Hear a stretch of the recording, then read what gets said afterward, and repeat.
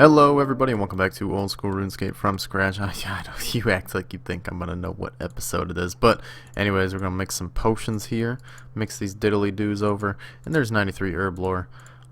Doing pretty well on trying to knock out this bad boy of a skill. And also, I thought it was worth mentioning that I actually drew up a little goals list. You might be, wow, you bought one too many amylase crystals? No, I drank an energy potion because I'm just really good at this. So I drew together a little goals list for January, and our goals are as follows: 99 Slayer, Defense, Herb Lore, and Ranged. I know it's a lot, but I mean, we're like it's like 4 levels for all these 399s, and then 99 herb lore, which basically means I'm just gonna have to make some money. The XP per hour on herb lore is super fast, and making stamina potions, which is what I think I'll be making, is super AFK. So I can be doing whatever I want. And then I would like to get to 87 rune crafting, 90 hunter, and 90 smithing. 90 smithing is really fast. Hunter I'm only 1 level off, and rune crafting, well, you know, maybe we just shouldn't talk about that. But yeah, those are the goals for January. Let's see if we can get those done in the next month. It is actually still January 1st right now, so I have a lot of time to get started on these goals. Let's see if I can finally complete my goals for once in my life. What is this? I'm doing more herb lore? What the hell? 94 herb lore, super anti-venom potions. Wow. Wouldn't that be great if I was like a, what's that game mode called? Iron Man? It has finally come out. Dragon Slayer 2.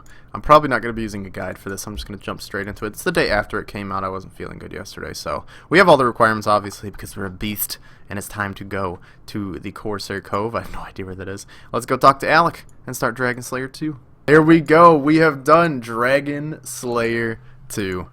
18k mining XP, 15,000 agility XP. That was 100% worth this, what is it, 3 hours that it took me to do. I'm pretty sure 15,000 agility XP is more than you can get at the highest level course in 3 hours. So this quest is totally worth it, guys. 260 quest points. Looks so good. Now the only quest I have left to do is, of course, the hardest one in the game, the Corsair Curse. So now we can go inside or past this magical barrier. Totally not recycle from Morning's End Part 2. And there's somebody in here, Ellen, right here. And apparently she'll give us a nice little reward. Interested in honing your skills? So we could choose combat training. And, you know, I was thinking about, you know, I got to put it into either defense or ranged.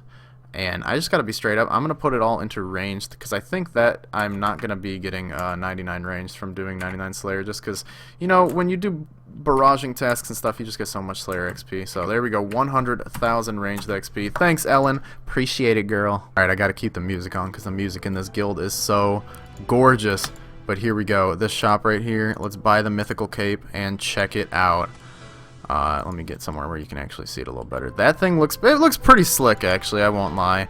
I mean, it's got the little hooded thing, which, you know, I'm sure a lot of people will complain. It's a little bit too like RS3, and I kind of agree. I was never a big fan of the whole hood hanging off the cape thing, but no, this is pretty cool. There's a lot of great stuff in here. We got some, well, I don't know what these portals do, but I'm gonna have to look into this, man. There's too much stuff in this guild. Alright, so post-quest, you can come back and fight this big boy, and, he has a chance to drop his head, which you can use to upgrade Ava's device or Ava's accumulator into an even better one.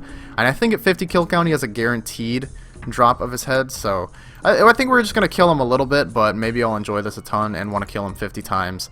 So that I can get the upgraded Avas, because that'll be really nice. So let's see what we do. I hope I like this boss. I heard it's pretty tough. Oh shit, so we just got Vorkath's head as a drop, which is 1 in 50, I think. And then on the 50th kill, it's guaranteed, but we didn't even have to wait. We got it on kill count 22. And I think, yeah, this thing is used to upgrade your Ava's accumulator into the new one. So let's head over there and get the upgrade. So here we are at Ava. Let us use the head on her and see what she has to say about it. Are you sure you aren't slightly deranged? Maybe I am. Yeah, devices, please. Oh, here we go. You don't have to. That's weird. You don't talk to her. You don't hand it to her or anything. But it says 49.99 coins or an accumulator and 75 mythical arrows and the head of Vorkath. So, oh no. Oh, so you have to get a head of Vorkath every single time you want to get an assembler. See, I thought you might be able to just turn it in once and then get the accumulators, but no. So anyways, let's see the stat difference between these two. Ranged goes up from 145 to 149, so +4 ranged bonus and a +4 magic defense, and then a slight 1/ defense, doesn't really matter. So now Ava's assembler, range goes up by 4, magic defense goes up by 8. Wow, and then I think somewhere it said the ranged strength. Yep, ranged strength goes up by 2, which gives an extra max hit. So, yeah, this thing is actually really good. Let's see how it looks. on your back. I mean, it is actually pretty cool, I won't lie. I dig it. So definitely worth killing Vorkath, though. If you want to get extra of these for anybody who goes PKing, you're probably going to need to go kill a ton of Vorkath, because, I mean, extra max hit, extra accuracy, a little bit of extra defense. I mean, this thing is definitely worth getting. I gotta be honest, after getting the new best in slot cape, I'm just a little bored of killing Vorkath for now. I mean, I killed him like 28 times, I think, is my current kill count. And yeah, it obviously is 56 divided by 2. You get 2 superior Dragon Balls per kill. So I think it's probably a good idea, since it's the end of the day, for me to sell these off while the price is still pretty high. Obviously not as high as it was earlier, but let's sell these Dragon Balls and see what we can get. About 640k, and I'm going to sell the rest of this various loot that I got from him. There are some things that are a bit hard to keep track of, like death runes and stuff like that, so it won't be the total price check. But let's check about what I got from 28 kills of Vorkath. And then you're going to have to remove about a mil because I died a lot. Though at the end of the day from doing Vorkath, I probably broke even. Yeah, that's pretty sad. But the thing is, there's this new potion called Super Anti-Fire. So what you do is you get those new bones, you crush them with a pestle and mortar, and mix them into an anti-fire potion. And you can actually turn a profit while making these right now, which means basically free Herblore XP. So I might be trying to do that a little bit. I'm not sure what the XP per hour on them is, but it's got to be pretty good, because I think you get like 140 XP per mixing them. So I think I'm going to try that for a little bit. So as you can see here, I bought the crushed bones for about 11.5. Bought the anti-fire potions for 450 each.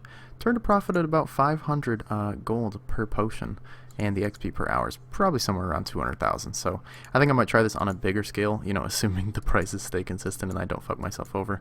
By making 1,000 of these, I might actually be able to profit half a mil. Let's give it a shot. Alright, I promise this is my last clip, but this is just highlighting how good things are with content first comes out. So if you guys really want to jump on and get the most bang for your buck out of certain things, when new content comes out, you have to jump right on it, because there's so much profit waiting to happen. So here, this is actually pretty crazy. So we bought 500 anti-fires for 225.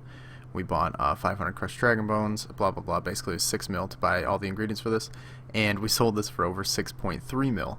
Now, according to my XP per hour, it's about 310,000 XP per hour to make these super anti-fire potions. I gained about 64,000 by making 500 of them, which means I can do what I just did there, about 4.8 times per hour. Let's times that by the let's just say 300k profit, and boom. You can make 1.45 million GP per hour doing Herblore. That doesn't sound real. It sounds like a joke. You know, it's obvious once you like look at it. This has got a picture of the pendant on it, but for those who don't know, you can use your dig site pendant on here and enchant it, and it gives it a teleport to Lithcren here, which is basically just like, hey, you want to teleport right to where the Addy and Rune Dragons are? Well, here you go.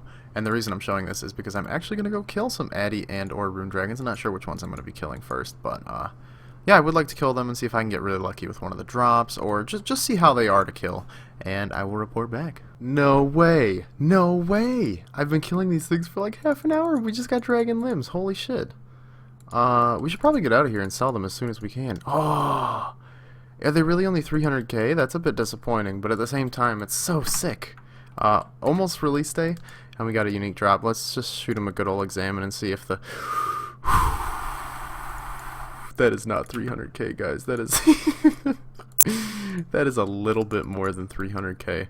So I think I'm just going to throw it at 5 mil, and if it doesn't insta-sell, then we'll put it in at something a little bit less, because I don't want to risk leaving this thing on me for too long. There we go. 5.5 mil. Yes, dude.